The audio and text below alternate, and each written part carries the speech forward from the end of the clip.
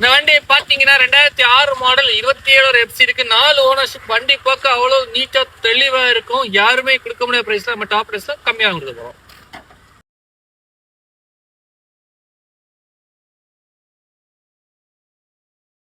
இந்த வெஹிக்கிளோட ஆப்ஷன்ஸ் பாத்தீங்கன்னா ஏசி பவர் ஸ்டீரிங், 4 டயருமே பிராண்ட் நியூ கண்டிஷன்ல இருக்கு. ரொம்பவே குவாலிட்டியான இந்த வெஹிக்கிள் நம்ம டாப் ரைடர்ஸ்ல ரொம்ப கம்மியான பிரைஸ்ல தான் சேல் பண்ண போறோம்.